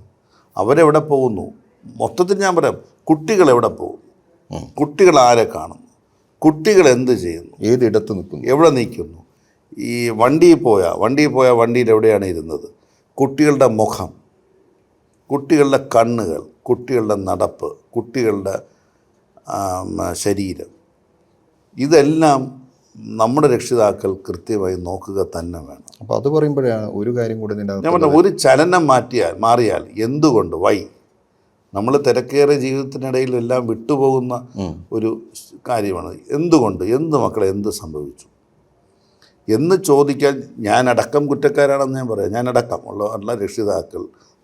അടക്കമുള്ള രക്ഷിതാക്കൾ ഒന്ന് ശ്രദ്ധിച്ചാൽ നമുക്കറിയാം, ഒരു ട്രോമയിൽ വരുന്ന ഒരു കുട്ടി, ഒരു പീഡനത്തിലേക്കുന്ന ഒരു കുട്ടി, പെൺകുട്ടിയായാലും ആൺകുട്ടിയായാലും, പിന്നെ അത് പോകുന്നത് വലിയൊരു ട്രോമയിലോട്ടാണ്. ഇത് വെളിപ്പെടുത്തില്ലെങ്കിൽ, വെളിയിലോട്ട് പറഞ്ഞില്ലെങ്കിൽ അത് അനുഭവിക്കുന്ന മാനസിക ടെൻഷൻ, നമ്മൾ പണ്ട് ഒന്ന് വെളിയിൽ പറഞ്ഞപ്പോൾ സമാനമായെന്ന് പറയുന്ന പോലെ അതിനേക്കാൾ വലിയൊരു മാനസിക ടെൻഷനിലൂടെ ആ കുട്ടി പോവുകയാണ്. പറഞ്ഞാലുണ്ടാവുന്ന ടെൻഷനുണ്ട്, പറഞ്ഞിട്ടില്ലെങ്കിൽ പറയുമ്പോൾ കുറച്ച് ടെൻഷൻ മാറും. പറയാതെ ഇങ്ങനെ വിങ്ങിപ്പൊട്ടിയാണ് മറ്റ് അസുഖങ്ങളിലോട്ട് പോകും. മാത്രമല്ല കുറച്ച് പ്രായമാകുമ്പോൾ ആകും തോറും അവരുടെ കുടുംബജീവിതത്തെ. ഇന്നലെ എന്നെ ഒരാൾ വിളിച്ചിരുന്നു, ഒരു ഹസ്ബൻഡാണ് വിളിച്ചത്. 30 കൊല്ലത്തിന് ശേഷം എൻ്റെ അങ്കിൾ എന്നെ പീഡിപ്പിച്ചു എന്ന കാര്യം. 30 കൊല്ലത്തിന് ശേഷം നിങ്ങൾ പരാതി കൊടുക്കുക പോലും, ആഫ്റ്റർ 30 years. ഇപ്പോഴാണ് അതൊരു പരാതിയല്ല, ഇപ്പോഴാണ് അതിനൊരു പ്രശ്നം വന്നത്. അപ്പോൾ എൻ്റെ ഒരു വീഡിയോ കണ്ടിട്ടാണ് അവരെന്നെ വിളിച്ചത്. ഞാൻ ഇന്നലെ വിളിച്ചിരുന്നു. ഞാൻ നിങ്ങൾ പരാതിയായിട്ട് പോലീസിൽ പറയുക, അതിപ്പോൾ ഇത്രയും കാലം അതൊക്കെ നിങ്ങൾ പോലീസിൽ പറയുക. 30 കൊല്ലത്തിന് ശേഷം അപ്പോൾ നമ്മൾ അത് ഒന്ന് ശ്രദ്ധിക്കേണ്ട ഒരു കാര്യം തന്നെയാണ് വീട്ടുകാർ ശ്രദ്ധിക്കേണ്ടത്. വേറൊന്ന് ഇതിൻ്റെ അകത്ത് ഇപ്പം വീട്ടുകാർ മാത്രമല്ലല്ലോ, അധ്യാപകർ, സ്കൂളുകൾ. കാരണം ഒരു കുട്ടിയുടെ ജീവിതത്തിൻ്റെ ഏറ്റവും വലിയ ശതമാനം ഇപ്പം പഴയതുപോലെയല്ല. അങ്കണവാടി മുതൽ 12ാം ക്ലാസ് വരെ ഇപ്പം നമ്മൾ സ്കൂൾ വിദ്യാഭ്യാസം, anganwadi, pre primary, LP, UP, high school, higher secondary, ഇങ്ങനെ പോകുന്നത്. പിന്നീട് കോളേജ്. അപ്പോൾ ഏതാണ്ട് ഒരു ഹയർ സെക്കൻഡറി ഒരു +1 ഒക്കെ എത്തുമ്പോഴേക്കും ഒരു കുട്ടി ഒരു 18 വയസ്സിലേക്കൊക്കെ നമ്മുടെ ഇതിൽ എത്തുന്നുള്ളൂ. അതുവരെ ഈ കുട്ടിയുടെ ജീവിതത്തിലെ വലിയൊരു രാവിലെ മുതൽ വൈകുന്നേരം വരെ കുട്ടി ചിലവഴിക്കുന്ന സ്കൂള്, അത് വിട്ട ട്യൂഷൻ സെൻ്ററുകളാണ്. അപ്പം ഏറ്റവും കൂടുതൽ ശ്രദ്ധിക്കേണ്ടത് നമ്മുടെ അധ്യാപകരല്ല. അധ്യാപകർക്ക് ആ രീതിയിലുള്ള ഒരു അവബോധം ഉണ്ട് എന്ന് തോന്നുന്നുണ്ടോ? യെസ്, ഉറപ്പായിട്ടും നമ്മൾ സർക്കാർ സ്കൂളിലെ അധ്യാപകർ ഒന്ന് പുതിയ വിദ്യാഭ്യാസ മന്ത്രി വന്നതിന് ശേഷമുള്ള ശിവൻകുട്ടി മിനിസ്റ്റർ വന്നതിന് ശേഷമുള്ള കുറേ ഗുണങ്ങൾ വന്നിട്ടുണ്ട്. കാരണം ഇപ്പോഴത്തെ ഇത്തരത്തിൽ അധ്യാപകരെല്ലാം വെൽ എക്യുപ്ഡാണ് സർക്കാർ സ്കൂളിലെ അധ്യാപകരൊക്കെ കൗൺസിലിംഗ് അടക്കം ഭയങ്കര പെർഫെക്റ്റാണ്. വളരെ പെർഫെക്റ്റ് കൗൺസിലിംഗ് ആണ്. ഒരിക്കലും നമ്മൾ വരെ ഞെട്ടിപ്പോകുന്ന രീതിയിലുള്ള കൗൺസിലിംഗ് ആണ് നടക്കുന്നത്. സ്കൂളുകളിൽ സോഷ്യൽ കൗൺസിലർമാർ കൗൺസിലിംഗ് അടക്കം കൃത്യമായിട്ടുണ്ട്. ബാക്കി എല്ലായിടത്തും കൗൺസിലർ ഉണ്ടെങ്കിലും ഇല്ല. പക്ഷേ അധ്യാപകർ ഞാൻ ഒരു അത് കറക്റ്റ്. അത് റഷീദ് ചോദിച്ചൊരു കാര്യം, എൻ്റെ വീട്ടിനടുത്തുള്ള ഒരു സ്കൂളാണ്. ആ സ്കൂളിൽ 2 പെൺകുട്ടികൾ തമിഴും സ്വഭാവമുള്ളവരാണ്.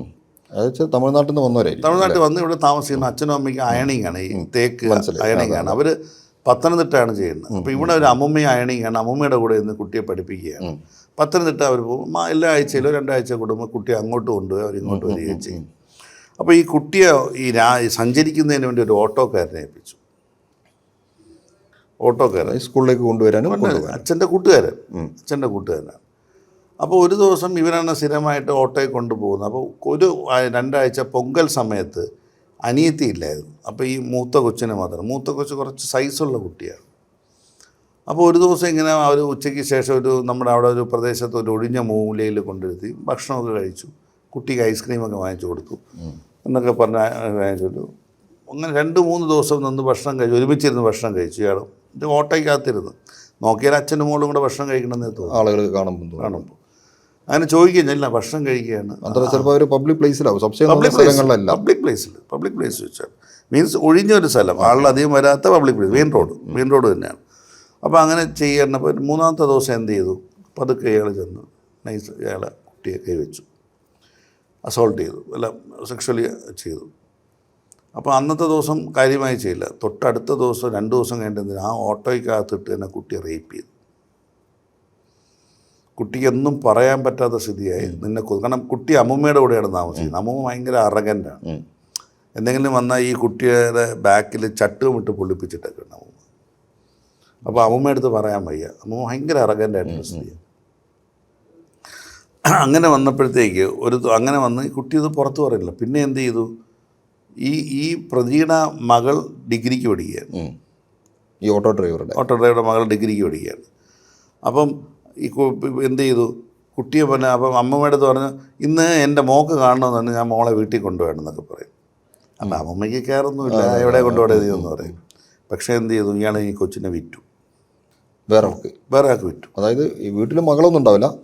അല്ല, വീട്ടിലല്ല, ലോഡ്ജിൽ കൊണ്ടുപോയിട്ട് വീട്ടിൽ കൊണ്ടുപോകണമെന്ന് പറഞ്ഞ് കുട്ടിയെ കൊണ്ടുപോയി ലോഡ്ജിൽ കൊണ്ടുപോയിട്ട് അപ്പം തന്നെ ഐസ്ക്രീം കൊടുത്ത് മയക്കി കൊച്ചിന്. മയക്കി കുട്ടി രാവിലെ എണീക്കുമ്പം ദേഹമൊക്കെ വേദനയുണ്ട്. ചില നമ്മൾ സിനിമകളിൽ കാണുന്ന പോലെ കറക്റ്റ് ദേഹമൊക്കെ വേദനയുണ്ട്.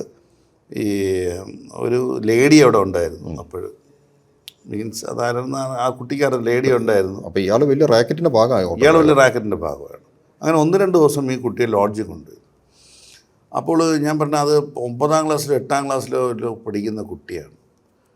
അപ്പോൾ ആ കുട്ടിയെ ഇങ്ങനെ റേപ്പ് ചെയ്ത് എന്ത് ചെയ്തു, അതിൻ്റെ പ്രൈവറ്റ് പാർട്സ് എല്ലാം ഭയങ്കരമായിട്ട് അങ്ങ് മുറിവ് വരികയും ഭയങ്കരമായിട്ട് ഇൻഫെക്ഷൻ അടിക്കുകയും ചെയ്തു. അപ്പോൾ ഈ കുട്ടി ഇതൊന്നും പുറത്ത് പറയാൻ പറ്റില്ല, അടുത്ത് പറയാനെങ്കിലും വേണ്ടി. അപ്പോൾ ഈ കുട്ടിയുടെ ഒരു സ്വഭാവ മാറ്റം ആ സ്കൂളിലെ അധ്യാപികമായിട്ട് ശ്രദ്ധിച്ചു. അപ്പോൾ ഈ തമിഴ് കൊച്ചാണല്ലോ, ഈ കുട്ടി ഒരു ദിവസം വീട്ടിന് മുറിക്കകത്തിട്ട് പൂട്ടിയിട്ട് ചോദിച്ചു, എന്താ സംഭവം ചോദിച്ചു. സത്യം പറയണമെന്ന് അധ്യാപിക സ്കൂളിൽ പൂട്ടിയിട്ട് വളരെ ചൂടായിട്ടും അല്ലാതെ മക്കളെ പറയാന്ന് പറഞ്ഞാൽ ചൂടായിട്ടും ചോദിച്ചു. എന്നിട്ടും കുട്ടി പറയുന്നില്ല. അപ്പോൾ ഒരു ദിവസം ഈ കുട്ടിയുടെ മോള് അനിയത്തി ഉള്ള ദിവസമാണ്. അപ്പോൾ അനിയത്തി വന്നപ്പോഴത്തേക്ക് ഈ അനിയത്തിയെ പതുക്കെ വിളിച്ചുകൊണ്ട് പോയിട്ട്, അനിയത്തി എപ്പോഴും നോക്കിയാലും കയ്യിൽ ആപ്പിളും ഓറഞ്ചും ഒക്കെ കാണും. അപ്പോൾ ഇതാര്, അപ്പോൾ തമിഴിലെ ടീച്ചർ വരികയാണ്, ഇതാരും മോളെ ഓറഞ്ച്, ഉനക്ക് ആരൊക്കെ ഓറഞ്ച് എണ്ണ, അത് മാമ തരുവേ, മാമ വേറെ എന്നെ തരുവേ, എനിക്ക് മുത്തം തരുവേ, എൻ്റെ നെഞ്ച് പിടിക്കുകയും എല്ലായിടത്തും പിടിക്കുകയും മുത്തം തരുകയും ലോക്കൽ ചോക്ലേറ്റ് തരും. ആ ടീച്ചർക്ക് അപ്പോഴേ കൃത്യമായിട്ട് കാര്യം മനസ്സിലായി, മറ്റേ കൊച്ചിൻ്റെ കാര്യം. ഒരു ദിവസം ഈ ടീച്ചർ ഇങ്ങനെ നോക്കി നിന്നിട്ട് എന്ത് ചെയ്തു, ഇത് സർക്കാർ സ്കൂൾ ടീച്ചറാണ്, നോക്കി നിന്നിട്ട് എന്ത് ചെയ്തു, ഒരു ദിവസം ഈ കുട്ടി അയാളെ കൂടെ ഓട്ടോയിൽ പോകുന്നത്, നേരെ എന്ത് ചെയ്തു, ടീച്ചറും കൂടെ ചെന്ന് ഓട്ടോയിൽ കയറി, ഈ കുട്ടിയുടെ കൂടെ കയറി, മനഃപൂർവ്വം കയറിയതാണ്. മനഃപൂർവ്വം കയറിയായിരുന്നപ്പോൾ കുട്ടി എന്ത് ചെയ്തു, ഓട്ടോ ചെന്നപ്പം ഞാൻ ഇവിടെ വിട്ടോളാം, ഈ അമ്മൂമ്മയുടെ തേപ്പ് കട അറിയാം. അപ്പം ഈ സർക്കാർ സ്കൂളൊക്കെ പിള്ളേരാകുമ്പോൾ ഇവർക്കെല്ലാം ഈ വീട്ടുകാരുമായിട്ട് ബന്ധമുണ്ട്, ഒരുപാട് കുട്ടികളുള്ള സ്കൂളല്ല, ഞാൻ അവളെ വിട്ടോളാം എന്ന് പറഞ്ഞു. ശരി, അങ്ങനെ പോയപ്പോൾ എന്ത് ചെയ്തു, ഈ ഇറങ്ങിയപ്പോൾ ഈ കുട്ടിയുടെ വായിന്നൊരു വാക്ക് വീണു, ഞാൻ ഇന്ന് രക്ഷപ്പെട്ടു. അധ്യാപികണ്ട്, കുട്ടിയുടെ വായിന്നൊരു വാക്ക്, ഞാൻ രക്ഷപ്പെട്ടു. അപ്പോൾ ഈ ഞാൻ രക്ഷപ്പെട്ടു അദ്ദേഹം വളരെ കൃത്യമായി കേട്ടു, ഒന്നും മിണ്ടിയില്ല. തൊട്ടടുത്ത ദിവസം വളരെ ഷാർപ്പായിട്ട് എന്നെ വിളിച്ച് കുട്ടിയെ മുറിക്കകത്ത് കയറ്റി. അപ്പോഴാണ് ഈ പീഡന പരമ്പര. അനിയത്തി, അപ്പോൾ അനിയത്തിയെ ട്യൂൺ ചെയ്തുകൊണ്ടിരിക്കുക അയാൾ, ഭക്ഷണമെല്ലാം കൊടുത്ത് അനിയത്തിയും കൂടെ ഇങ്ങോട്ട് ഇറക്കാൻ വേണ്ടി വാങ്ങിക്കൊടുത്ത്, ഫ്രൂട്ട്സൊക്കെ വാങ്ങിച്ചു കൊടുത്തു. കാരണം പെട്ടെന്ന് അനിയത്തിയുടെ ഇവരെയൊക്കെ ഡ്രസ്സിൻ്റെ ചേഞ്ച് വരുന്നു, മറ്റേ ഫുഡ് ചേഞ്ച് വരുന്നു, ബിരിയാണി കഴിക്കുന്നു, അതിനുള്ള വകുപ്പില്ലല്ലോ. അപ്പോൾ ഒരു അധ്യാപിക വേണമെങ്കിൽ ഇതൊക്കെ കളയായിരുന്നു, പക്ഷേ ഷീ വാസ് കെയർഫുൾ. ഒരാൾ 2-3 അധ്യാപകർ ഉടനെ തന്നെ, അപ്പോൾ ഉടനെ തന്നെ അവർ പോലീസുമായിട്ട് ബന്ധപ്പെട്ടു.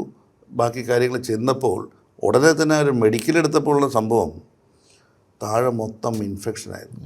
മീൻസ് അങ്ങേ അറ്റം ഇൻഫെക്ഷൻ അടിച്ച് കുട്ടിക്ക് ട്രീറ്റ്മെൻറ്റ് കൊടുത്തില്ലെങ്കിൽ കുട്ടി മരിക്കും എന്ന രീതിയിലോട്ടാകുന്ന ഇൻഫെക്ഷൻ. പിന്നെ അതിനെ 3-4 ദിവസം IC കിടത്തി. ശരി, അതിന് ശേഷമാണ് കുട്ടിയെ രക്ഷപ്പെടുത്തിയെടുത്തത്. അപ്പോൾ നമ്മുടെ അധ്യാപകർ ഇങ്ങനത്തെ ഒരുപാട് പ്രതിയെ ജീവനെ ശിക്ഷിക്കുകയും ചെയ്തു. അയാൾ മറ്റേ ജയിലിൽ കിടന്ന് മരിക്കുകയും ചെയ്തു. ശരി, അപ്പം മറ്റേ ഈ അതെനിക്കറിയാം, അതിനകത്ത് പോലീസ് ഒരുപാട് പരിമിതികളുണ്ടായത്. 2013 കേസാണ്. അപ്പോൾ പോക്സോ ആക്ട് 2012. അപ്പോൾ അതിനകത്ത് കുറേ നിയമതർക്ക പ്രശ്നങ്ങളൊക്കെ ഉണ്ടായത്. എന്നാലും കോടതി ഇത് കേസ് ജസ്റ്റാണെന്ന് കണ്ട് ജീവനെ ശിക്ഷിക്കുകയൊക്കെ ഉണ്ടായി. വേറെ അവസാനമായിട്ട് വിജയമോഹൻ, ഇപ്പം ഒരുപാട് ഈ കുട്ടികൾ വിക്ടിംസ് ആണല്ലോ, ഇരയാക്കപ്പെടുന്ന കുട്ടികളാണ്. അപ്പം ഒന്ന്, നേരത്തെ നിങ്ങൾ തന്നെ 3-4 അനുഭവങ്ങളിൽ ഈ കുട്ടികൾ അനുഭവിക്കുന്ന ട്രോമയെക്കുറിച്ച് പറഞ്ഞിട്ടുണ്ട്. ഇങ്ങനെ അനുഭവിക്കുന്ന കുട്ടികൾ ഇപ്പോൾ പ്രതികൾക്ക് ശിക്ഷ കിട്ടും, അവർ ജയിലിലേക്ക് പോകുന്നു, ശിക്ഷിക്കപ്പെടുന്നു.